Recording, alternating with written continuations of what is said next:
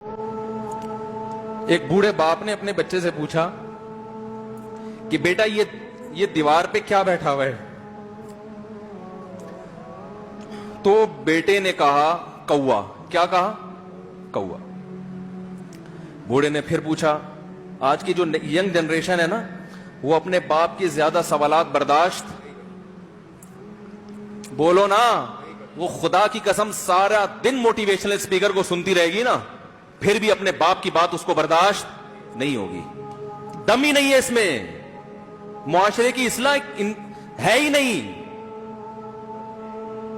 تو اس بوڑھے نے کہا کہ بیٹا یہ کیا ہے؟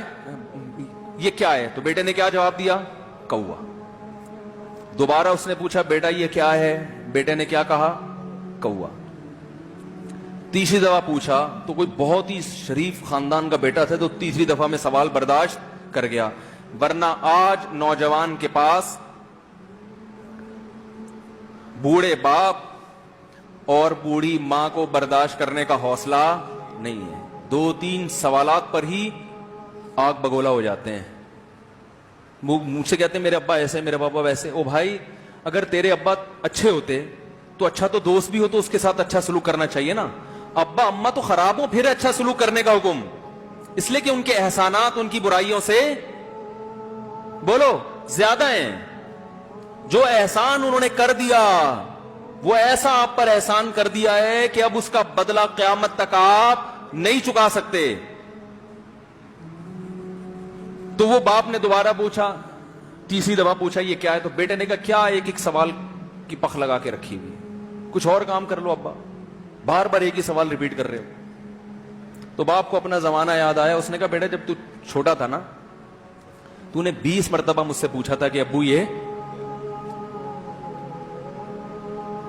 20 مرتبہ پوچھا تھا، اور میں ایک دفعہ بھی میں نے جھنجھلا کے جواب بولو نہیں دیا تھا۔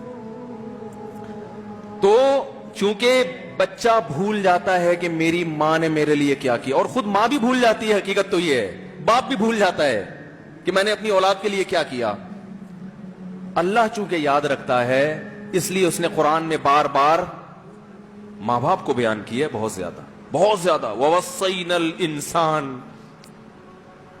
فرمایا آرڈر نہیں دے رہا،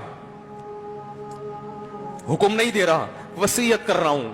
جیسے کوئی مرتے ہوئے دنیا سے جاتا ہے نا، ایسے وصیت کر رہا ہوں، حکم نہیں، وصیت حکم سے بڑھ کر چیز ہے کہ ان کو نہیں بھولنا ہے، تم نے ان کو نہیں بھولنا ہے۔ تو میرے لیے سب سے مشکل جو ٹاپک ہے نا، وہ والدین کے حقوق پہ بات ہے، کیونکہ جذبات بولنے نہیں دیتے، ساتھ دماغ کو اپنا ہٹاتا ہوں میں۔ جو آج کل والدین کے ساتھ ہو رہا ہے، اپنی بیوی کو دیکھا کرو یار، کیسے پالتی ہے، کیسے پالتی ہے بچوں کو، آپ کے دیکھا کرو، کیسے صبح صبح ان کے کپڑے استری کر رہی ہوگی، کیسے محبت سے ناشتہ بنا رہی ہوگی، کیسے محبت سے وین میں بٹھا رہی ہوگی۔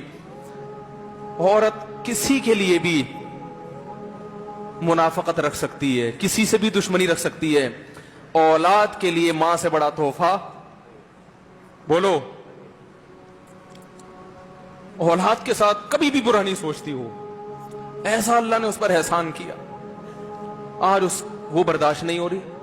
کمبخت مرنے کے بعد غسل نہیں دے رہے ہوتے اس کو، باپ مر گیا فوراً عیدی سینٹر غسل کے لیے، ماں مر گئی عیدی سینٹر۔ او بھائی اب تو آخری سفر ہے، بیٹی کو چاہیے ماں کو گود میں بٹھا کے غسل دے، فخر کرے، اس کی باڈی پہ ہاتھ نہیں لگا رہے، مر گئی ہے۔ کیسے یہ ہے؟ اللہ کے ہاں میرے بھائی تمہاری دولت کی کوئی ویلیو بولو نہیں ہے، تم کتنے بڑے سائنٹسٹ بن جاؤ، پہلے انسان بنو، انسان۔